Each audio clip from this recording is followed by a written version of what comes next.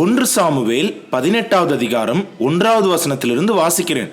உங்ககிட்ட பைபிள் இருந்ததுன்னா எடுத்து வாசிங்க. அவன் சவுலோடே பேசி முடித்த பின்பு யோனத்தானுடைய ஆத்துமா தாவீதின் ஆத்துமாவோடே ஒன்றாய் இசைந்திருந்தது. யோனத்தான் அவனை தன் உயிரைப் போல சிநேகித்தான். சவுல் அவனை அவன் தகப்பன் வீட்டுக்கு திரும்பி போக ஒட்டாமல் அன்று முதல் தன்னிடத்தில் வைத்துக் கொண்டான். யோனத்தான் தாவீதை தன் ஆத்துமாவை போல சிநேகித்ததினால் அவனும் இவனும் உடன்படிக்கை பண்ணி கொண்டார்கள். யோனத்தான் போர்த்து கொண்டிருந்த சால்வையை கலற்றி அதையும் தன் வஸ்திரத்தையும் தன் பட்டயத்தையும் தன் வில்லையும் தன் கச்சையையும் கூட தாவீதுக்கு கொடுத்தான். எந்த சந்தேகமும் இல்ல, நீங்க சாமுவேல் புத்தகம் முழுவதையும் வாசிச்சீங்கன்னா அதுல முக்கியமான நபர் தாவீது தான். அவரோடு கூட வேறு சில நபர்களும் இருக்காங்க. அவங்களும் வேதத்துல மிக முக்கியமான பாத்திரமுடையவர்களா இருக்காங்க. அப்படி ஒரு முக்கியமான வேதாகம கதாபாத்திரம் தான் யோனத்தான். எல்லாரும் ஒரு முறை சொல்லுங்க, யோனத்தான். ஆகவே யோனத்தான் ராஜாவாகிய சவுலுடைய மகன். அதாவது இஸ்ரவேல் நாட்டின் முதலாவது ராஜாவாகிய சவுல் 40 ஆண்டுகள் இஸ்ரவேலை அரசாண்டார். அவருக்கு பிறந்த மகன்தான் யோனத்தான். யோனத்தானுடைய சில சிறப்பான குணாதிசயங்கள் வேதத்தில் எழுதப்பட்டுள்ளது. அவன் தாவீதை மிகவும் நேசித்தான். அது மட்டுமல்லாமல் தாவீதோடு உடன்படிக்கையும் செய்து கொண்டான். அவன் தன் ஸ்தானத்தையே தாவீதுக்கு கொடுத்து தன்னுடைய எல்லாவற்றையும் தாவீதுக்கு கொடுத்தான். அந்த வசனத்தில் 4 முக்கியமான விஷயங்கள் குறிப்பிடப்பட்டிருக்கிறது. யோனத்தான் தன்னுடைய வஸ்திரத்தை தாவீதுக்கு கொடுத்தான், தன்னுடைய போர்வையையும் கொடுத்தான், தன்னுடைய பட்டயத்தை கொடுத்தான், தன்னுடைய கச்சையை கொடுத்தான், இறுதியாக தன்னுடைய வில்லையும் அம்பையும் கொடுத்தான். இவற்றையே யோனத்தான் தாவீதுக்கு கொடுத்தார். 2 வாலிபர்களை நான் மேடைக்கு அழைக்க விரும்புகிறேன். 2 வாலிபர்கள் வாங்க. நான் உங்க எல்லாருக்கும் எளிமையான முறையில புரிய வைக்கிறேன். இங்க நில்லுங்க. உங்க பேர் என்ன?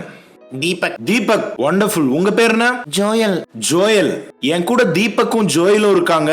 அடுத்த 2 நிமிஷத்துக்கு இவங்களோட பேரை நான் மாத்த போறேன். இவன் பேரு தாவீது, சரியா? அடுத்த 2 நிமிஷத்துக்கு நீங்க தாவீது, நீங்க யோனத்தான். ஆகவே இந்த யோனத்தான் இஸ்ரவேலின் ராஜாவினுடைய மகன். நம்ம தாவீது ஒரு சாதாரண பையன், பெத்லகேம்ல ஆடு மேய்க்கிற பையன். என்ன நடந்ததுன்னா, திடீர்னு ஒரு நாள் யோனத்தான் தாவீதை நேசித்து அவரோடு கூட உடன்படிக்கை செய்து தாவீதோடு கூட ஒரு அருமையான நட்பை தொடங்கினார். யோனத்தான் கிட்ட இருந்து இதெல்லாம் பெற்றுக்கொள்வதற்கு தாவீதுக்கு எந்த விதமான தகுதியுமே இல்ல. ஆனால் தன்னுடைய அன்பினால் யோனத்தான் எல்லாவற்றையும் செய்தார். கடைசியில் அவர் தன்னுடைய வஸ்திரத்தை தாவீதுக்கு கொடுத்தார், தன்னுடைய கச்சையையும் தாவீதுக்கு கொடுத்தார், தன்னுடைய பட்டயத்தையும் தன்னுடைய வில்லையும் தன்னுடைய அம்பையும் தன்னுடைய எல்லாவற்றையும் தாவீதுக்கு கொடுத்தார். விஷயம் என்னன்னா, தாவீது ஒரு சாதாரணமான பையன். யோனத்தான் கிட்ட இருந்து எதையும் பெற்றுக்கொள்வதற்கு அவருக்கு தகுதி இல்ல. ஆனால் யோனத்தான் அவரை நேசித்து அவரை பார்த்து சொல்லுகிறார், நான் உனக்கு உதவியாளனா இருப்பேன், நீ இஸ்ரவேலுக்கு ராஜாவா இருப்ப என்று. அப்படின்னா அவர் தன்னுடைய ஸ்தானத்தை தியாகம் செய்கிறார். பொதுவா சரித்திரத்தை நம்ம திரும்பி பார்த்தோம்னா ராஜாவோட மகன் தான் அடுத்த ராஜாவா வருவாரு. ராஜா இறந்ததுக்கு அப்புறம் அவரோட மகன் தான் ராஜாவாவாரு. ஆகவே யோனத்தான் இஸ்ரவேலின் ராஜாவாக நியமிக்கப்பட்டிருந்தவர். ஆனால் அவர் தன்னுடைய ஸ்தானத்தை தியாகம் செய்தார். நான் உனக்கு உதவியாளனாக இருப்பேன், நீ இஸ்ரவேலுக்கு ராஜாவா இருப்பாய். அங்க ஒரு மிகப்பெரிய பரிமாற்றமே நடந்திருக்கு. இந்த நிகழ்வை நான் உங்களுக்கு கொஞ்சம் புரிய வைக்க விரும்புறேன்.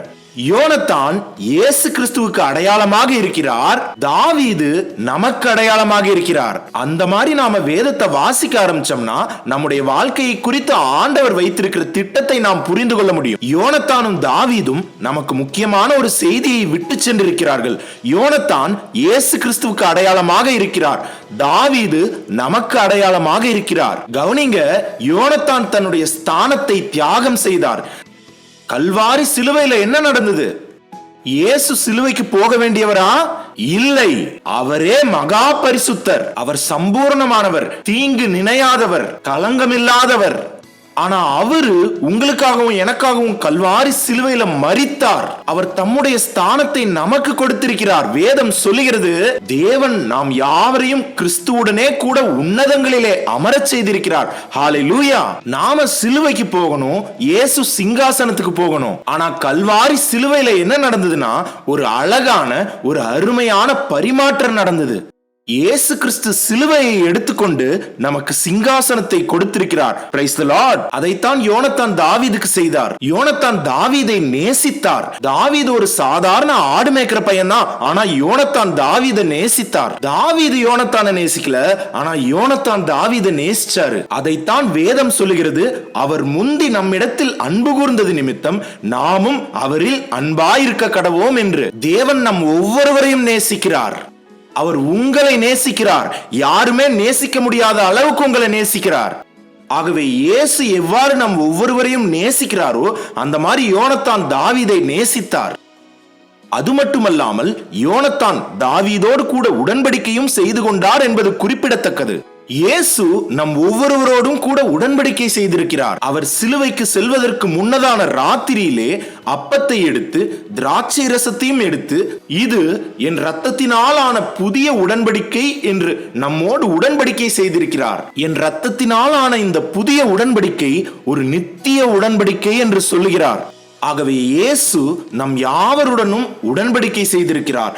நான் உங்கள் தேவனாயிருப்பேன், நீங்கள் என் ஜனமாயிருப்பீர்கள் என்று. இந்த உலகத்துல நமக்கு கிடைக்கிற மிகப்பெரிய அங்கீகாரம் அதுதாங்க. நீங்க ஆண்டவரோட பிள்ளையா இருக்கீங்க.